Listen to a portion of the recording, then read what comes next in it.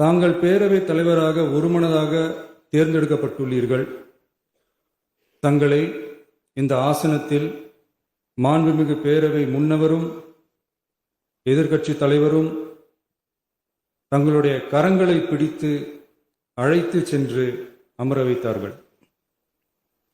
இந்த சம்பிரதாயம் எப்படி வந்தது என்று சொன்னால் சுவாரஸ்யமாக இருக்கும். பெரிய வரலாறு சம்பவத்தில் உள்ளது. இங்கிலாந்து நாட்டில் உள்ள பாராளுமன்ற நடைமுறைகளை போன்றதே நம்முடைய பாராளுமன்ற நடைமுறைகளும். மன்னராட்சி இருந்த காலத்திலேயே அங்க பாராளுமன்றம் இயங்கியது. அக்காலத்தில் அனைத்து அதிகாரங்களையும் பெற்ற மன்னரும் பாராளுமன்றமும் இயங்கியது. அங்கே மன்னர் ஒரு பணியை செய்ய வேண்டும் என்று விரும்புவார். பாராளுமன்றம் அவருடைய விருப்பத்தை பெரும்பாலும் நிராகரிக்கும். மன்னர் விரும்பிய காரியத்தை பாராளுமன்றம் நிராகரித்து விட்டது என்கிற செய்தியை மன்னருக்கு சொல்ல வேண்டியவர் பாராளுமன்ற தலைவர், ஸ்பீக்கர் என்பார்கள்.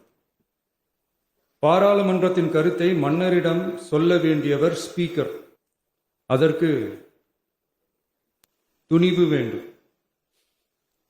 சில பணிகளுக்குத்தான் பாராளுமன்றத்தின் அனுமதி வேண்டுமே தவிர அந்த ராஜ்யத்தில் உள்ள எந்த பிரஜைக்கும் மரண தண்டனை விதிக்கும் அதிகாரம் மன்னருக்கு உண்டு.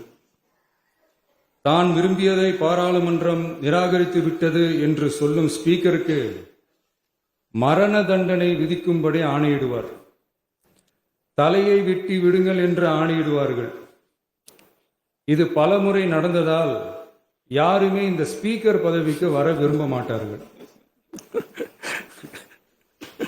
எனவே புதிதாக பாராளுமன்றம் அமையும் போது ஸ்பீக்கர் பதவிக்கு ஒருவர் அறிவிக்கப்பட்டவுடன் அவர் உடனே தலை தப்பித்தால் போதும் என்று ஓட்டம் பிடிப்பார். அணை முன்னவரும் எதிர்க்கட்சி தலைவரும் அவரை தடுத்து நிறுத்தி அவர் கைகளை பிடித்து இழுத்து வந்து ஆசனத்தில் அமர வைப்பார்கள்.